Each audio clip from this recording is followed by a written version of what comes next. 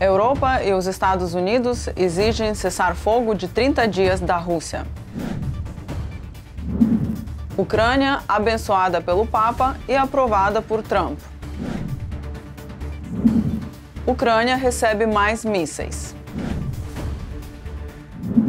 Eu sou Dina Chetvertak e você está acompanhando o Boletim Diário de Notícias da Ucrânia, com os principais destaques dessa segunda-feira, 12 de maio de 2025. Após um fim de semana bastante movimentado. Não se esqueça de apoiar nosso trabalho, inscreva-se no canal, ative as notificações e deixe seu comentário. A Ucrânia está pronta para um cessar-fogo total a partir de agora, deste momento exato. Um silêncio de 30 dias, mas deve ser real.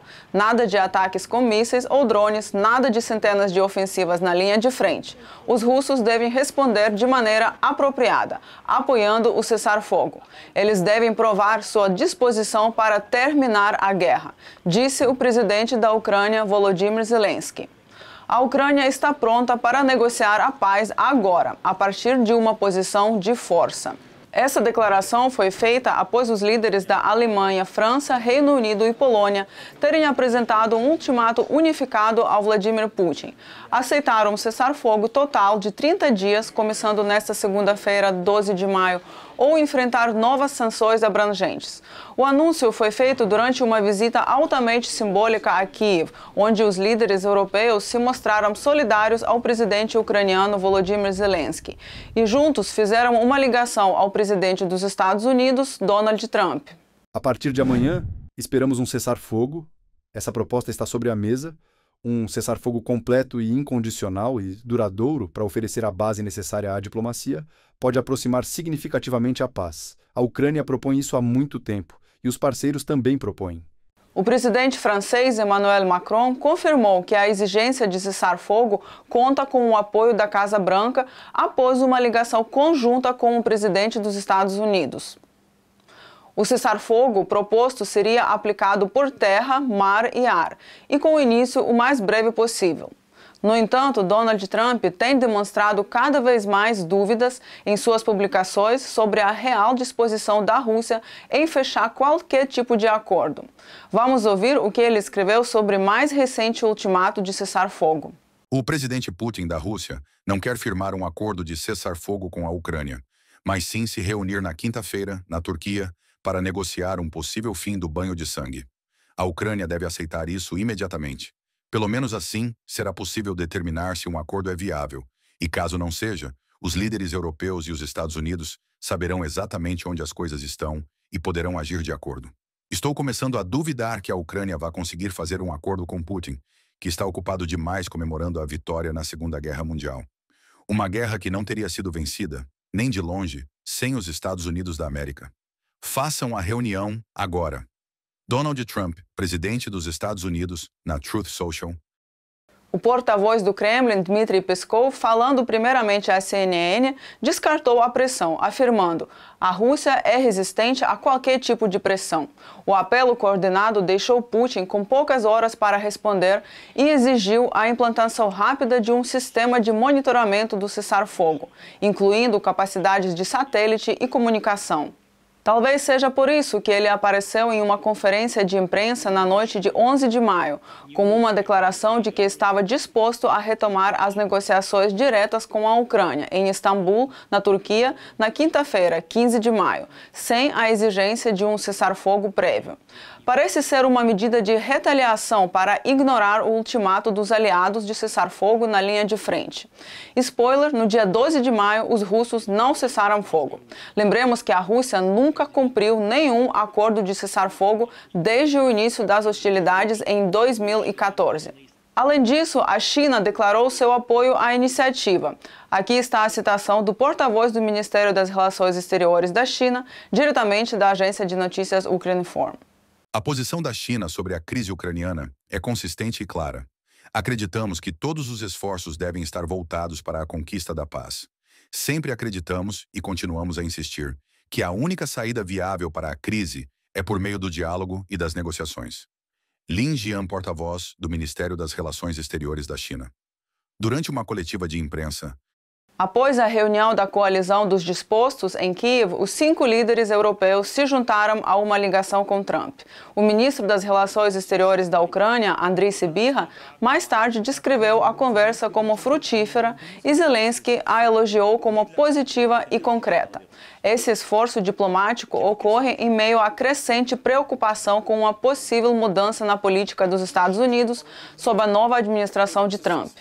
Os líderes europeus aumentaram seus esforços de coordenação para demonstrar unidade em apoio à Ucrânia e pressionar os Estados Unidos a não se inclinarem em direção à Rússia. Enquanto isso, o mais recente cessar-fogo unilateral da Rússia, uma trégua de 72 horas durante as celebrações do Dia da Vitória em 9 de maio, sequer ocorreu. As forças ucranianas relataram novos ataques de artilharia minutos após a meia-noite. Apesar de uma redução nos ataques com mísseis e drones, desde quarta-feira, as unidades de inteligência e da linha de frente ucranianos relataram movimentos significativos de tropas russas e hostilidades contínuas. Em um raro aviso, a Embaixada dos Estados Unidos em Kiev emitiu um alerta de segurança na sexta-feira, advertindo sobre possíveis ataques aéreos em larga escala nos próximos dias, com base em relatórios de inteligência demonstrando claramente a falta de vontade de paz por parte do agressor.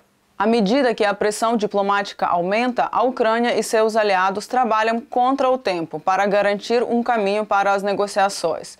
E enquanto a frente diplomática muda, a real frente é mantida firmemente pelos defensores ucranianos, as forças de defesa e segurança. Durante sua primeira oração dominical com os fiéis no dia 11 de maio, o Papa Leão XIV fez um forte apelo pela paz, especialmente em relação à guerra na Ucrânia. Ele declarou carregar no coração o sofrimento do povo ucraniano e pediu que tudo seja feito para alcançar rapidamente uma paz verdadeira, justa e duradoura. O Papa também clamou pela libertação de todos os prisioneiros e pelo retorno das crianças às suas famílias. Antes disso, Leão XIV relembrou os 80 anos do fim da Segunda Guerra Mundial, que causou 60 milhões de mortes, e alertou sobre os perigos da atual Terceira Guerra Mundial em fragmentos, a expressão usada anteriormente por Papa Francisco. Dirigindo-se aos líderes mundiais, repetiu o apelo: nunca mais a guerra.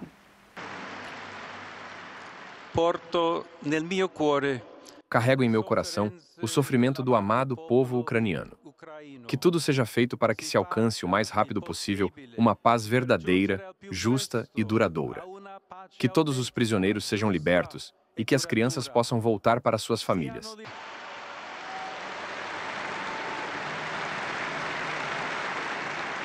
Concluiu sua mensagem confiando todos esses pedidos à Rainha da Paz, pedindo que ela interceda junto a Jesus para que o mundo receba o milagre da paz. A Alemanha, com autorização dos Estados Unidos, enviará à Ucrânia mais de 200 mísseis, incluindo mais de 100 para o sistema de foguetes HIMARS e cerca de 100 para o sistema de defesa antiaérea Patriot. Segundo jornalistas, os Estados Unidos aprovaram uma transferência na sexta-feira, 9 de maio. Um funcionário do Congresso americano confirmou essa informação ao The New York Times. Na sexta-feira, um funcionário do Congresso afirmou que os Estados Unidos haviam aprovado a transferência, por parte da Alemanha, de 125 foguetes de artilharia de longo alcance e 100 mísseis de defesa aérea Patriot para a Ucrânia.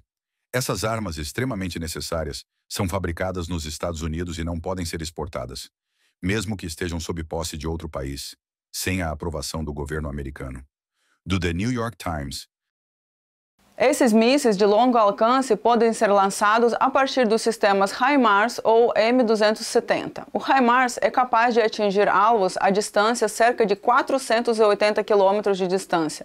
A Ucrânia já havia recebido anteriormente foguetes HIMARS de menor alcance, mas este novo pacote incluiu mísseis de longo alcance, o que ampliará significativamente a capacidade de ataque da Ucrânia em profundidade contra áreas controladas pela Rússia. A Ucrânia e todos os aliados estão prontos para uma cessação completa das hostilidades por no mínimo 30 dias.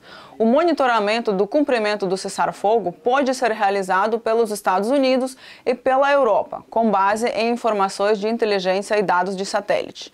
No entanto, segundo o presidente da Ucrânia, Volodymyr Zelensky, a questão mais difícil continua sendo o controle da linha de separação. A questão mais difícil, na minha opinião, será a linha de separação, porque, independentemente do território ali, lembram daquela suposta zona tampão depois de 2014, após os acordos de Minsk? Ninguém da OZC conseguia entrar lá. Quando eles foram, até sofreram baixas, e havia constantes violações por lá. Volodymyr Zelensky, presidente da Ucrânia, em entrevista à Interfax Ucrânia. O principal resultado da cessação de fogo deve ser a diminuição da intensidade dos combates, avalia Zelensky. Será mais difícil conter o uso de armas leves. O presidente da Ucrânia está convencido de que as violações por parte da Rússia ocorrerão de qualquer forma, mesmo após eventuais acordos. Se houver uma decisão de cessar fogo por 30 dias, ou seja, basicamente não haverá guerra quente nesse mês, haverá violações 100%, nem 90%. Mas 100%. Todo mundo entende que é preciso resolver muito rapidamente a questão do monitoramento. Volodymyr Zelensky, presidente da Ucrânia, em entrevista à Interfax Ucrânia. Será necessário posicionar vários milhares de militares na Ucrânia, mas não faz sentido estacionar um contingente militar significativo de países ocidentais, afirmou o presidente da França, Emmanuel Macron, em entrevista ao Le Parisien. Segundo ele, a principal tarefa das forças estrangeiras na Ucrânia também será servir de apoio às reservas aéreas ou às posições estratégicas distantes da linha de frente. É preciso entender que a autoridade não depende da quantidade. Hoje, o maior exército da Europa é o da Ucrânia, com 1 milhão de combatentes mobilizados. Nenhum outro exército consegue reunir esse número de pessoas. O mais importante é a presença de tropas na Ucrânia. Emmanuel Macron, presidente da França, em entrevista ao Le Parisien. O ministro das Relações Exteriores da Turquia, Hakan Fidan, durante uma conversa telefônica com representantes da coalizão dos dispostos em Kiev no dia 10 de maio, expressou a disposição de Ankara de se juntar ao monitoramento do cumprimento do cessar-fogo. A informação é da Reuters com base em fontes. Em março, o Ministério da Defesa da Turquia declarou que poderia participar de uma presença militar potencial na Ucrânia, caso fosse declarado um cessar-fogo entre Ucrânia e Rússia. No mês passado, representantes militares ucranianos, britânicos, franceses e turcos se reuniram na Turquia para discutir questões de segurança no Mar Negro após um possível cessar-fogo entre Ucrânia e Rússia. De uma matéria da Reuters, a Turquia pode desempenhar um papel-chave nas negociações de paz entre a Rússia e a Ucrânia, graças à confiança tanto de Kiev quanto de Moscou e à sua ampla experiência diplomática. Ankara é considerada por especialistas como um potencial fiador da implementação dos acordos e uma plataforma para as negociações. A Turquia possui um dos maiores exércitos entre os países membros da OTAN. A presença das forças da defesa turcas durante o monitoramento, caso um acordo de paz seja assinado, é uma questão de logística. É possível deslocar algumas centenas de militares, mas desenvolver todo o sistema, estabelecer rotas, definir questões de segurança, isso é complicado. Por isso, numa primeira fase, o único monitoramento será por meio de reconhecimento por satélite. É ele quem vai mostrar se qualquer um dos lados, nós também estamos dispostos a ser monitorados, está violando o regime de cessar-fogo. E, gradualmente, será preciso introduzir patrulhas terrestres, que acompanharão tudo no local, e, se necessário, irão até lá para verificar e entrevistar os envolvidos. No entanto, não há como falar de eficácia de qualquer mecanismo, já que Moscou não demonstra disposição para acordos. A Rússia nunca respeitou nenhum regime de cessar-fogo desde o início das hostilidades na Ucrânia, ainda em 2014. E assim, concluímos o Boletim de Notícias da Ucrânia desta segunda-feira, 12 de maio. Eu sou Dina Chetvertak e foi um prazer estar com vocês. Não se esqueça de deixar seu comentário, se inscrever no canal, o ATV Português, ativar as notificações e compartilhar este vídeo. Nos vemos amanhã. Glória à Ucrânia, glória aos heróis.